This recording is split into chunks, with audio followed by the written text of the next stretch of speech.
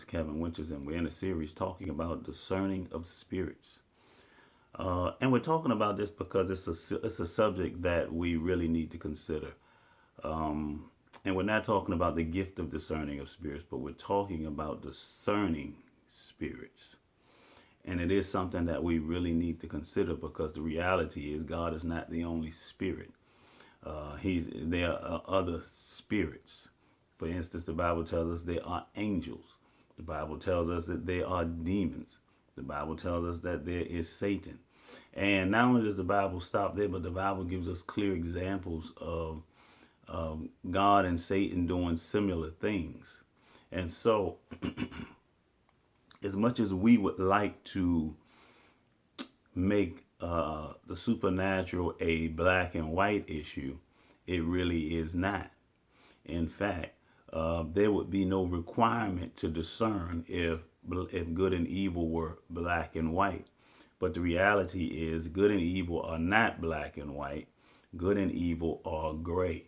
And so there are things in life that can appear as good that are really evil, and there are things in life that can appear as evil that are really good. And especially if we have come to define good and evil by good and bad. And so, as people, we say the good things that happen came from God, the bad things that happen come from Satan. And that's not necessarily true. And so, in our minds, every death comes by way of the devil. In our mind, every tragedy, tornado, tsunami, terrorist attack. In our minds, everything comes from Satan because in our mind, evil equates to Satan and good equates to God. But not every good thing comes from the Lord. And so we are looking at this subject because it's a very real subject. In fact, God has given me the most interesting experiences from the time that He began talking to me about this. I mean, I've told y'all that when God talks, God will give you. I told you there's natural sight, mental sight, and spiritual sight. So natural sight being when God uses natural things that you can see with your own two eyes to give you understanding or to speak to you.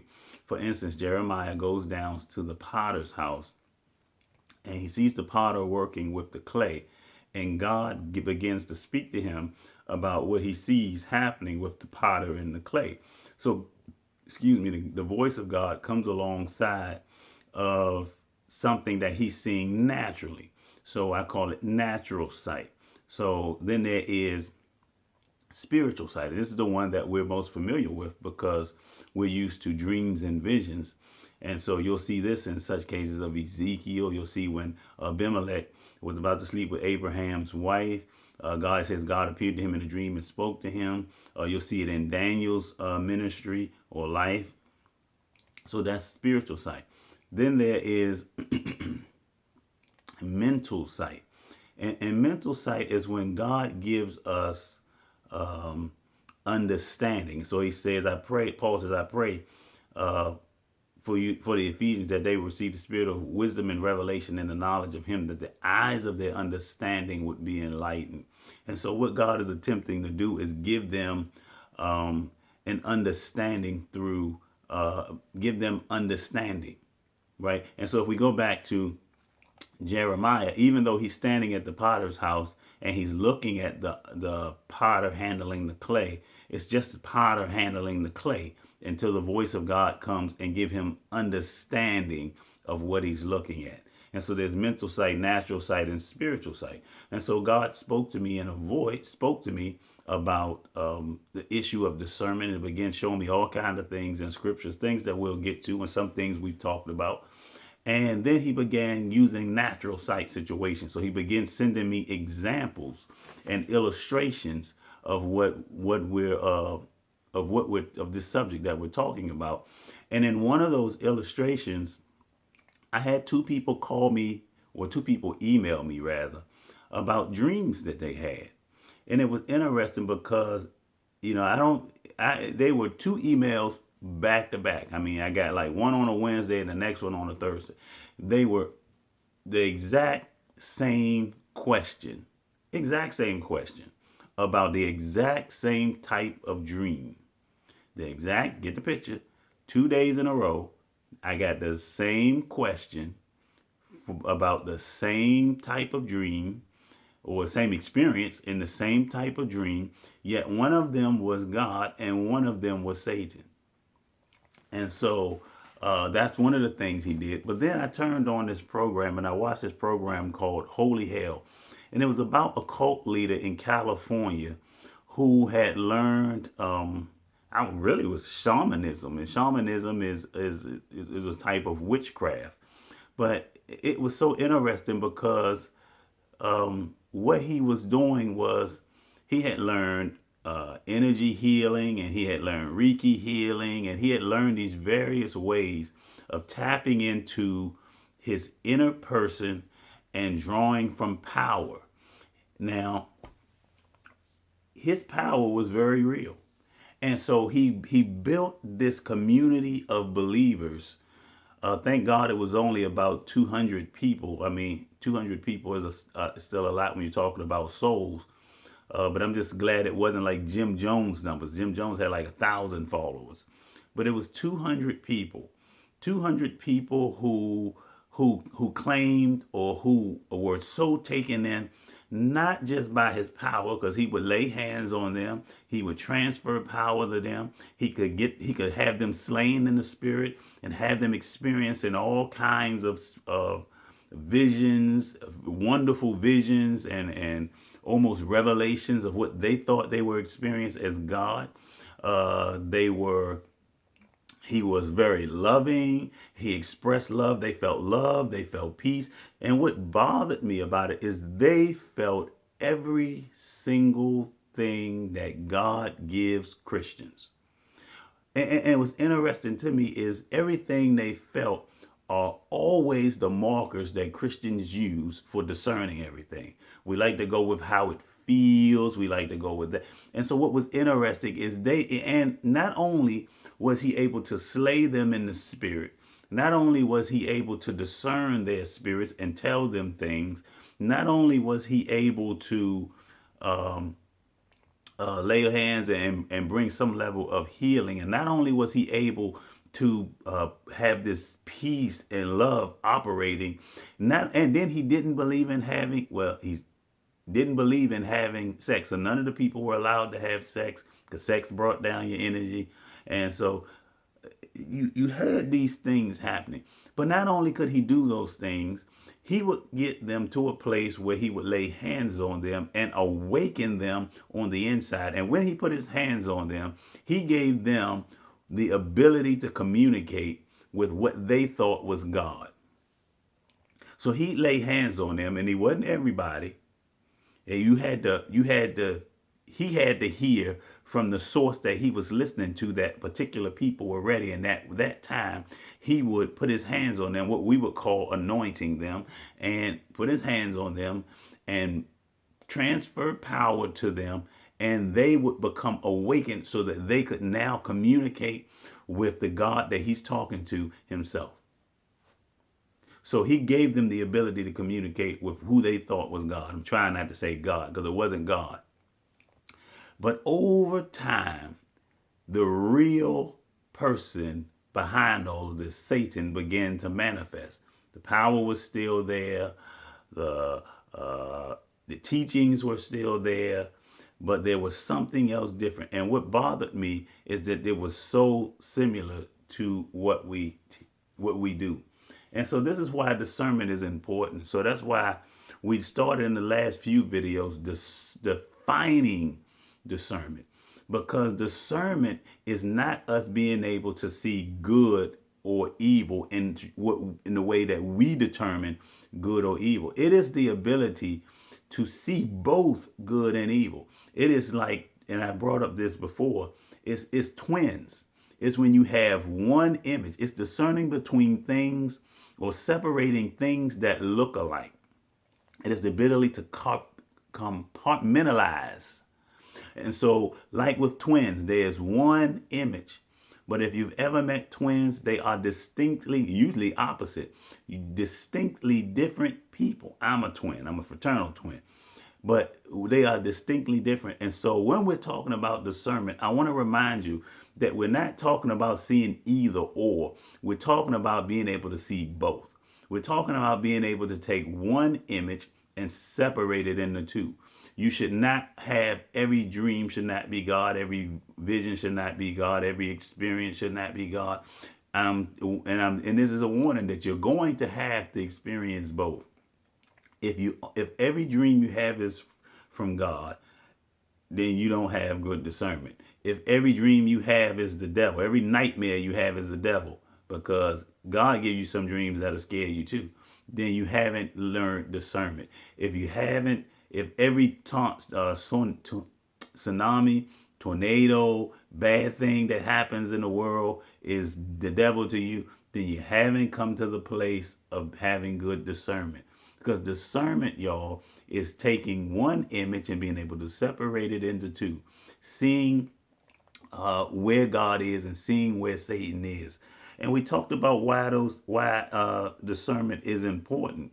It's important because it is an indicator of our maturity, right? Hebrews says that we have our senses exercised to discern both. Mature food belongs to those who, by reason of use, have had their senses exercised to discern between good and evil. So, mature food, maturity that speaks to the issue of our growth, right? So, he says, mature food belongs to those who, by reason of use, have learned what? To discern both good and evil. Not discern between, but to discern both. So Hebrews likewise echoes that idea. It says that we will be no longer children tossed to and fro by every wind of doctrine. Only children get tossed. Only immature people get tossed back and forth by every wind of doctrine. And the reason they're being tossed back and forth because they haven't come to the place of discerning which wind they should be yielding to. And so it's a marker of our maturity. Good and evil are not always readily apparent. It's what we dealt with in the last video, because God killed Ananias and Sapphira, and Satan killed Job's children. It's death, but coming by two different sources. God sent a storm on Jonah's life. Satan sent a storm in Job's life. It's the same thing, two different sources. Moses again throws the stick down. It turns into a serpent. The magicians throw the stick down. It's two different things from two different sources. Same thing, two different sources. And so that's why we've been looking at that. Now I want to get to the next one. And we sort of dealt with this in the last one. And in the last video, I left off talking about two examples. And those two examples will go to my next point. And so this is one of the other reasons why it's important to discern. We said it's important to discern because it's an indicator of our maturity. Good and evil are not always readily apparent. And number three, because God allows evil space to operate among us. This is not something that we want to consider, but this is something that we have to consider. God allows evil space to operate among us. And so when I left off, I gave two examples of the reality that you're going to experience the enemy. The question is not whether you're going to experience him, it's whether you're going to recognize him. Again, it's not a question of whether you're going to have a dream from Satan. It's not a question of whether you're going to hear his voice. The question is, are you going to recognize it? Are you going to recognize it when you hear it? Because this is what we're talking about. This is discernment, the ability to recognize good and evil. So, when I left off, I gave an example of this with Jesus. Jesus has an encounter with the enemy very early in his ministry. And in fact, the Bible tells us that he came back at an opportune time after this first experience. But Jesus himself had an encounter with the enemy, hearing the wrong voice. And as much as we may not want to look at it this way, in Luke 4, not only did he hear the wrong voice, but he was following the wrong voice. And it wasn't till he got to the place at the end that he realized, or that he recognizes, or he denounces the voice. And, this is not something that people want to look at. But Jesus learned the same way we do. He was tempted, which means he heard the wrong voice, right? But I want you to understand that what he was tempted to do was not overtly evil. And this is important because, one of the reasons God is pressing me on this, because this is just how we look at things. This is how we as a church have come to look at things. We don't want to acknowledge that God is a God of judgment, and some of the things that happen are a part of judgment. For instance, there are a lot of things that has happened in Israel's history that is so unpleasant. But a lot of the things that has happened in Israel's history were because of God's judgment. These are things that we don't want to acknowledge. But we know this because the blessings and curses of the law tell us this much. We can read all through the Old Testament. Every time they were disobedient, Deuteronomy 28 came into play. It was activated by their disobedience. And so they were killed. One time God sent serpents among them and killed the people. One time he cracked open the ground and killed the people. But these are the things that we don't want to acknowledge, that sometimes we and my point is, we cannot define good and evil this way. And so when Jesus is tempted in Luke 4, he's not tempted by things that are overtly evil, right? The first temptation was to turn rocks into bread. The next temptation was to I would give that one overtly evil, worship him. The next temptation got a little more crazy. It was more insane than it was overtly evil. Throw yourself down and God will catch you. And so but they weren't overtly evil, but he knew who he was dealing with. And he knew who he was dealing with at the end. And so in other words, he experienced the wrong voice. He experienced wrong vision. One time the Bible says he took him up on a mountain. He didn't say he walked him up on a mountain. It says he took him. He translated him up on the mountain. And then he showed him the world in a moment of time. A moment of time means he showed him something for such a very short amount of time. So it means he had some type of vision. Either he translated him to that site and talked to him about it and then brought him back, or he translated him up there and gave him a vision. But either way, it was a supernatural encounter, and Jesus was able to discern it after the experience. And so we have to come to the place of understanding that God's going to allow them space to operate among them. God allowed Satan to tempt Jesus. And then he allowed Peter to hear the wrong voice. And he said, Jesus said, who do men say that I am? Peter says, they said that, Peter says, you are the Christ, the Son of the living God. Few verses later, then he's hearing from Satan. And so it's not an unusual experience, is what I'm trying to get to. God allows them space to operate among us. And we'll see this in Matthew 13.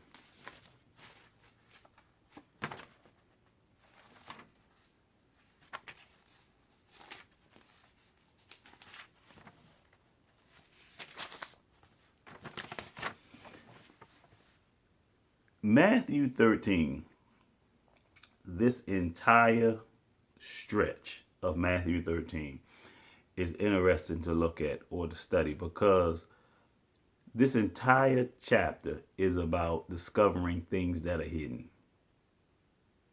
This entire stretch of passage, we first start off with the mustard seed, or the parable of the sower. Then we start off with the mustard seed. Then we talk about the wheats and the tares. Then we talk about the woman who hid the leaven.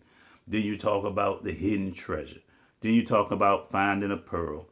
Then you talk about finding the dragnet in the sea. When you pull up, throw your net into the sea and pull up everything, then separate what's there. This entire stretch of passage is about discovering things that are hidden. But what I want to point out about the stretch of passage is that while they are discovering things that are hidden, they always unveil things that are already there. And one of the things that most readily discusses this is the sower of the wheat and the tares. The parable of the wheat and the tares in Matthew 13:24 says, another parable he put forth to them, saying, the kingdom of heaven is like a man who sowed good seed in the field. But while men slept, his enemy came and sowed tares among the wheat and went his way. But when the grain had sprouted and produced a crop, then the tares also appeared. So the servants of the owner came and said to him, Sir, did you not sow good seed in your field? How then does it have tares? He said to them, an enemy has done this. The servant said to him, do you want us to go and gather them up? But he said, no, lest while you gather up the tares, you also uproot the wheat with them. Let them both grow until the harvest. And at that time of the harvest, I will say to the reapers, first gather them together, bind them in bundles and burn them. Now, Jesus eventually explains this in verse 36. It says, Then Jesus sent the multitude away and went to the house, and his disciples came to him, saying, explain to us the parable of the tares in the field. He answered and said to them, he who sows the good seed is the Son of Man. The field is the world. The good seeds are the sons of the kingdom, but the tares are the sons of the wicked one. The enemy who sowed them is the devil.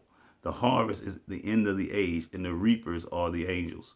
Therefore, as the tares are gathered and burned in the fire, so shall it be at the end of this age. The Son of Man will send out his angels, and they will gather up out of his kingdom all things that offend, and those that practice lawlessness, and cast them into the furnace of fire. There will be wailing and gnashing of teeth. Then the righteous will shine forth as the sun in the kingdom of their Father. He who has ears, let him hear.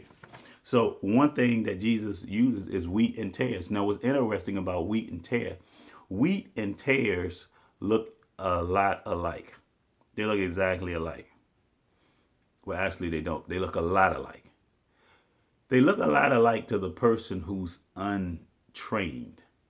Now, what's interesting about the servant is the servant comes out and he knows that something has been sown that is not from the farmer.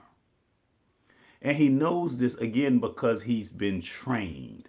And this mirrors Hebrew, who talks about Hebrews 5:14, when it says mature food belongs to those who by reason of use have had their senses exercised. The word exercise is the word train, who have had their senses trained. And so here's a perfect example of that, because this servant is able to recognize the difference between wheat and tare because he has been trained. And so we have to be trained. Now, my point in all of this is when Jesus starts to explain it, one of the things he says is that, well, he doesn't. Let me go over here. He says to the servant, though, he says, let them both grow together, verse 30, until the harvest. Now, Jesus has already explained that these are seeds sown by the wicked one. So even though there is evil in the camp, God does not try to get rid of it. He doesn't recommend getting rid of it, but instead he allows it to grow. Now, one of the reasons that he says we're going to give it space to grow is because I don't want to damage the real thing trying to get rid of the fake thing. I don't want to damage the real trying to get rid of the counterfeit. And I want you to understand, because this is one of those things you're going to see happening, because God is not going to, what we want is we want God to expose every wicked ministry. We want God to expose every wicked minister. We want God to expose every wicked practice. And one of the reasons God doesn't is because in destroying one, it's possible to destroy the other. And in his wisdom, he decides to let it grow. And so you will see you'll see this, y'all. I hate to say this, but you will see people, prophets operating by the Spirit of God. And then there are some prophets operating by familiar spirits. And you'll see these things happening. And you wonder, why hasn't God? And you know this is true because we have such distinct differences in our prophetic ministries where some people say everything is good and some people say everything is bad. Some people are in the middle. Some people all over the place. Some people say we got Hillary. Some people say we're going to get Donald Trump. Everybody's having dreams and visions, and nobody knows who's having what. And what we want God to do is to separate these people out of our life. But in doing so, he risks destroying it for everybody else. And you know what I mean. Because if you've ever been to a church or been in an experience, a bad experience with the supernatural will turn you off to the supernatural. If you come into contact with a prophet who is manipulative and takes advantage of his gift, it will turn you off to prophets altogether. If you go to a bad charismatic church or a bad Pentecostal church, it will turn you off to Pentecostalism altogether. If you go to an evangelical church and the pastor is shady and stealing money and doing all these things, and it doesn't seem like he gets in any trouble, it can turn you off to the church altogether. It is not a person watching that has not had one of those experiences. And we say, why wouldn't God separate it? Why would God? Because in trying to get one, you risk getting the other. And so he lets them grow. And I want you to know how long he lets them grow. Over here in Jesus says in verse 39, so the enemy who sold them is the devil. The harvest is the end of the age. So he gives them space to operate among us. And because God gives evil space to operate among us, we, must be discerning. And so we said we have to be discerning because it is an indicator of our maturity. Good and evil are not always readily apparent because God allows evil space to operate. And for that reason, the last reason is we are told to test the spirits. So in 1 John 4, 1 through 5, 1 John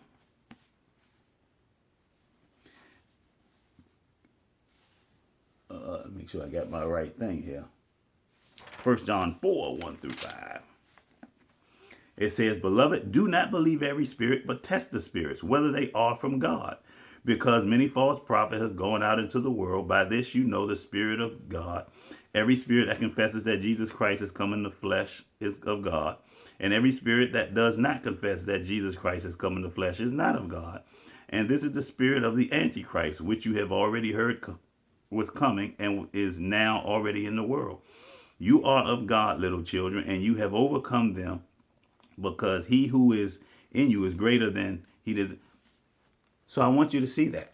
One of the reasons, because God gives evil space to operate among us, we have the responsibility, a commandment.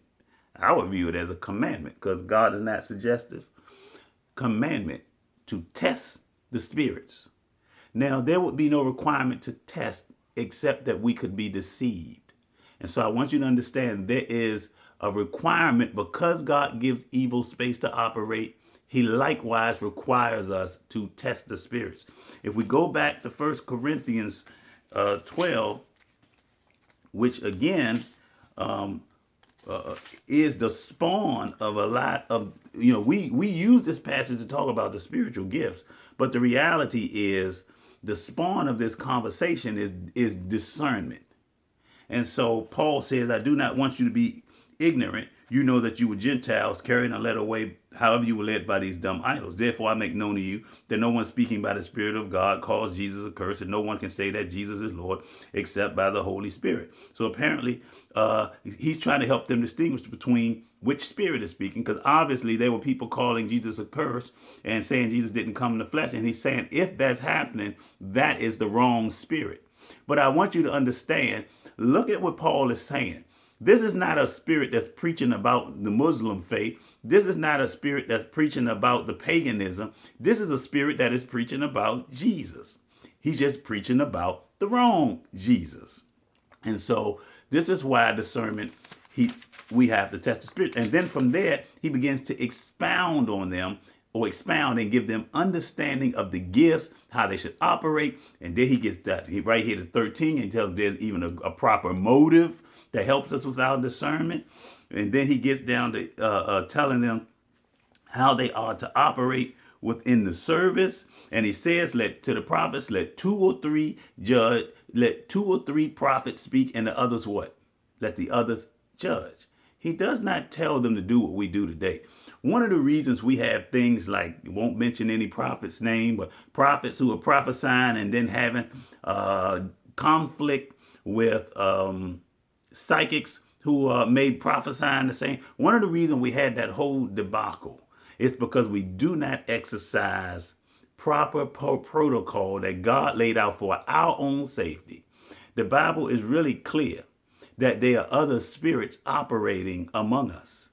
Very clear that every person is in the church is not from God.